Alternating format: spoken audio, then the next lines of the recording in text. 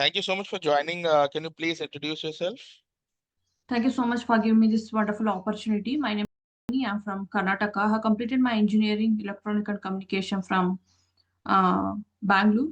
My first company is Data. I have worked around 3 months in and today here to discuss my experience in ServiceNow, and I have had a privilege of working extensively with ServiceNow admin and support and developer. And my expertise lies in change management, incident management, knowledge management, and problem management. And UI policies, data policies, import sets, update sets, report dashboards, business rules, workflows. These are the components I have worked in ServiceNow. More than my technical skill, I am a proactive communicator and team player capable of building strong relationship with colleague and team members. And I appreciate this opportunity. We will look forward to our conversation. Thank you. Sure, great. When you say you worked on support, what was your role As a change coordinator, as a change coordinator? Can you explain one of the scenario which you have worked on with respect to emergency change? yes, yeah. When the change owners create the changes, there are 9 phases in change management: new, assess, authorize, cap, schedule, implementation, review, close, and cancel. If Mm-hmm. the change is emergency change, it is required for emergency cap approval. We have to take the action very immediately, and we have to get it approval. We have to check all the mandatory fields when it is planned, schedule time. Everything, if looks good, we will approve it. Then it will go to authorized phase. The change owners will review the changes, then they will approve it. Then it will go to emergency cap approval. They will discuss all the stakeholders and technical team and change coordinator and IT operations team. They will discuss about the change, why the changes come to production. If everything looks good, then they will approve the changes.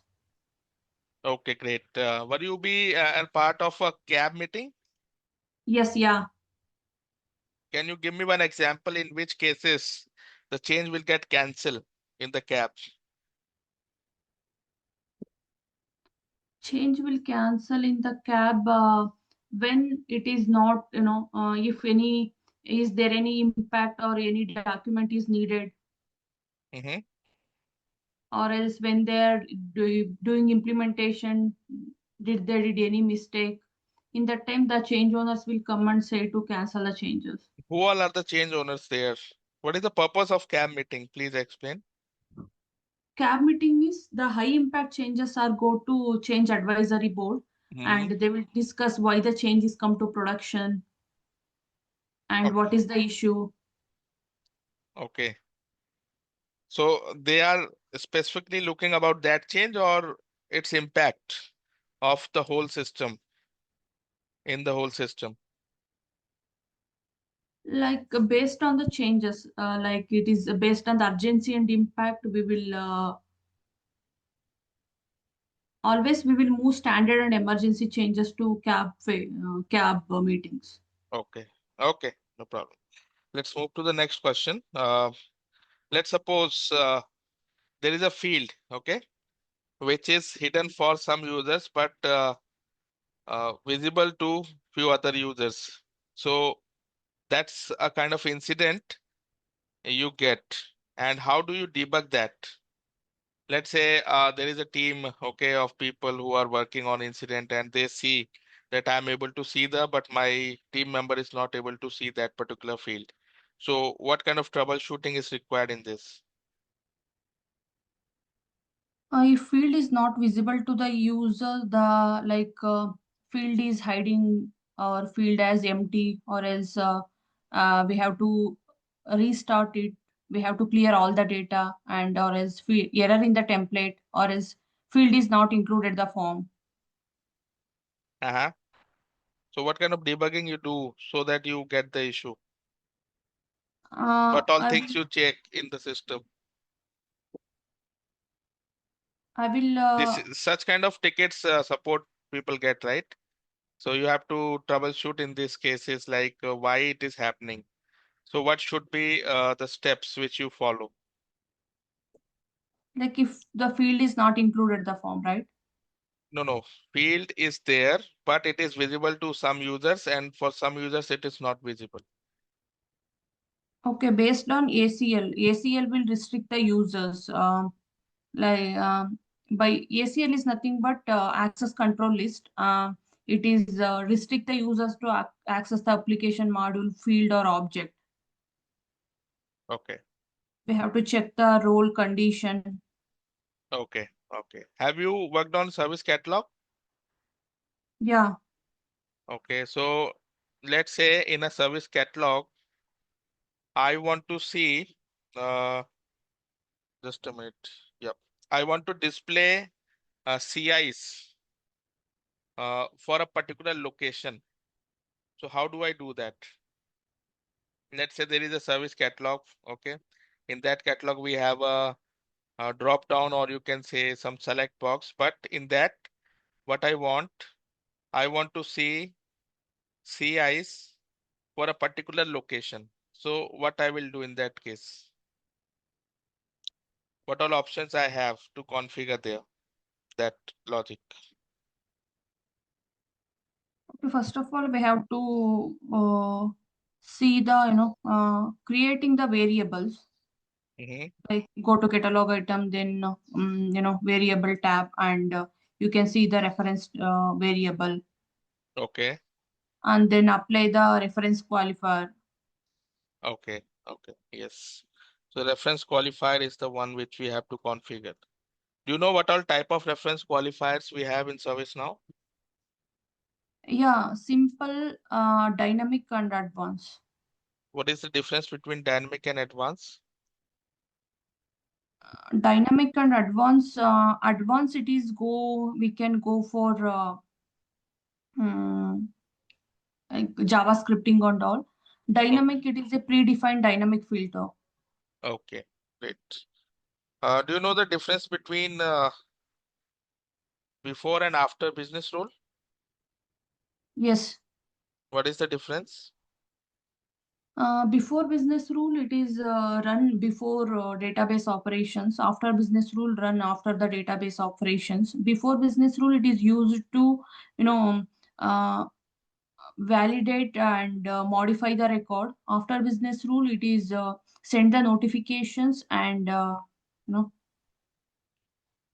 Okay. updating the record. And after business rule, it is run immediately when the record is saved in the database.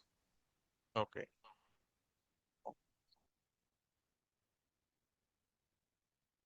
Apart from ITSM, any other process you have worked on?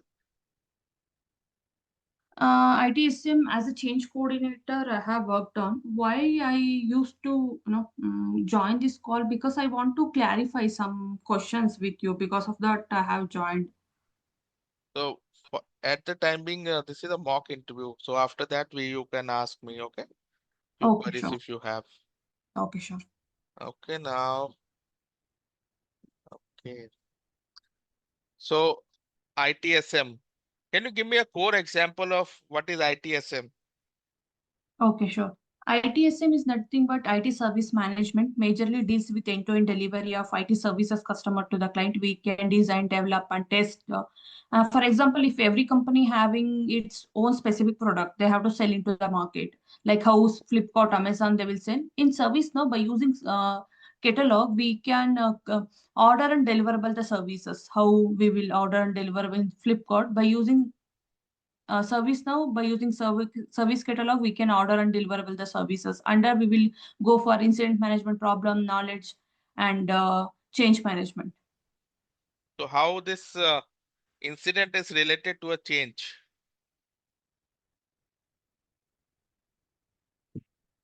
Incident is nothing but unexpected interruption on your business applications. If computer malfunctions and VPN fails to establish connections, then we will go and create the incident tickets. In change is related, like if any when the change is created, when the incident is created, the change owner will, they will change if anything modification is needed in the change management.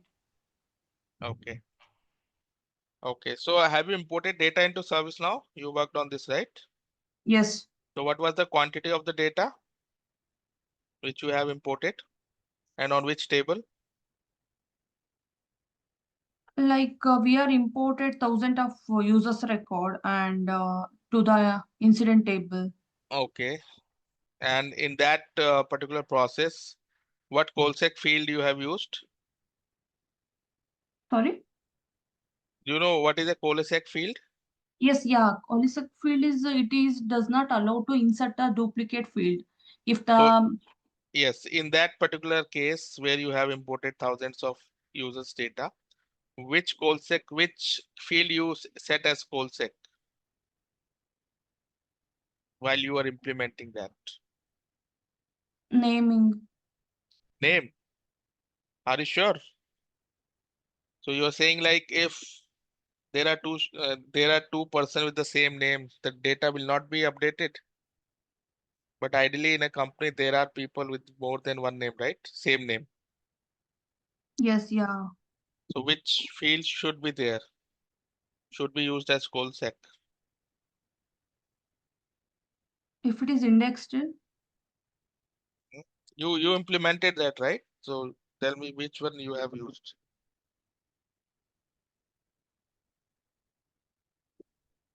It no, should I'm not. it should Yeah, be user ID or it should be email ID, right? Something which is always unique. So a email ID will not be the same even though the names are same. So we should use email ID, okay, or user ID okay, because user ID is also different, but name can be same, right? So never use name as a 𝐄𝐳𝐿. It will create trouble. okay. What experience you have in integration? Like in integration, I have worked on ServiceNow integration with Jira by using REST API. Here we are able to get the details in ServiceNow, like creation of users, group, and roles. Same thing we have to replicate on Jira as well. Like first of all, we have to create the REST message for this. Then we have to create the uh, HTTP request, and by using business rule, we will create it. Like first, we have to create the ServiceNow account, then create the Jira account, then create the product document, then go to Jira account, take the username and password. Okay, then Then in HTTP request by using post put patch, and we will create the business rules. so Then which we will type of go authentication you have used? post No, which type of authentication? like HTTP request. Okay, so that will basic user ID and password. Okay. Okay. So tell me one situation where you have interacted with stakeholders or client. Are you Okay. interacting with clients? Yeah. One So time, what kind of role you are playing there? like one time we are getting they have complaints because of we didn't get approval for some changes. Mm-hmm. And in this case, like I'm confident my ability to handle the customer, challenges. And then we are apology for the inconvenience. Then we will connect with the stakeholders and uh, let them vent their frustration. Then we have to understand their concerns, and we have to find the root cause of their issue. And if the incident is resolved, we have follow up with the customer to get the feedback. But when I'm working as a ServiceNow integration by using Jira, Mm-hmm. uh, mm, Yes. she's you know mm, the all the client is required for different aspects. In this case, we will get travel show like uh, you know mm, it is added the complexity and delay the implementation. To overcome this issue, we had a meeting with our team members to get the data on daily basis to find out the root cause of their issue. Then for some models we have to represent in front of other team members to get the data, and we will get the technical team to troubleshoot the issues. Okay. Final question. What is the PIR policy in your company? You know what is PIR? Post implementation review, Yeah. right? So what is that policy? How many days you means how you are managing PIR in your current company? Or let's say being a change coordinator. 7 days. Okay, 7 days. So do you have some kind of SLA for that or what? For post-implementation review, if any incidents has stacked, then we will start the post-implementation review. We are for yes, when the change owner as soon as possible, they will provide the solutions. We will when they will provide the solutions, we will go and approve it, or else we will give some, I think, 5 to 7 days of time, or else we will close it. Okay. Okay, great. So I'm done with the discussion. Do you have any questions? Yes, yeah. What I can improve myself for this as a administrator or a service now support role? So your communication is good. Okay, just need to see you want to go and be in support always, or you want to come in development as well, or move Yes, forward. yeah. Currently, I'm working as a support and administrator. I'm going to, you know, Okay. development part. Yeah, I have taken 6 month training in some institute. They have around 6 months. Mm-hmm. Then I'm now planning to move to development. So you have to practice. You have your PDI, right? Yes. So make sure you practice. You make sure you go through the scenarios. So how to find scenarios? You can go to ServiceNow wiki, sorry, ServiceNow community. In ServiceNow community, people are asking real-time questions, what they are facing with respect to coding and all. Okay. So just Okay. understand those questions and try to implement that in your PDI. Okay. And number thousands of questions, real-time scenarios are there. So you have to practice in that. So that is for ITSM part. Okay. First understand the basic, what is business rules, what is glide record, what is glide script. I hope you know all these things, right? Yes. So Yeah. now you have to practice various scenarios so that you will be confident in that. Okay, one thing. Second thing, apart from ITSM, you have to learn more than one thing like HRSD or ITOM. Go for any of other module as well. Because if you want to grow, as soon as your experiences grow, people are expecting more than one module. Only ITSM will have, means there is a lot of competition. Still, there are a lot of jobs, but competition is there. So you have to be at least more than one. Okay, Okay. process person. Okay. Yeah. So select whatever you want. Like you want to go with the HRST. HRST is the one which is closest to ITSM. So you can start with HRST, learn the basics, and then try to use it, try to implement it, try to understand the cases, because it's a kind of theoretical more. And then there are various video. Even in my channel, you will find HRST classes. I have explained everything properly. So go through that. Okay, and then you go through the use cases as well. Okay, sir, I have some doubt like in as a development, Uh-huh. uh, if some if some some the interviewer will ask like what is agile methodology and what you will do in Scrum call, what we can answer for those questions. No? So you should know, like, don't need to go give more theoretical, right? Whatever in is being implemented in your company. Okay. Are you Okay. going through agile calls or sorry, Scrum calls and all? No. Okay, then in that case, you have to learn what is agile and what is all these basics about Scrum and all. So you can say like, and then you have to uh, you should know how to represent a project using agile. So what is that? We are creating sprint, and in that sprint we have stories. So you should know first of all the basics, and then you should have some basic project experience, how to deal with agile and all on daily basis. So what you can do, okay, you can find the projects on agile even in internet anywhere. But best thing is go to ChatGPT. Okay, ask ChatGPT like, please provide real-time example for agile project. Okay, Okay. so once you write this specific question, it will share you some basic, how things are getting done in agile methodology in a project. So Okay. in that way, you can understand and then try to correlate that with your current project. Think that the same is happening in your project. So you have to, connect the dots. Only then you will be able to understand. Mugging or just, remembering all these things will not work here. You have to understand what is it or basically in basics and then try to implement that in your current project.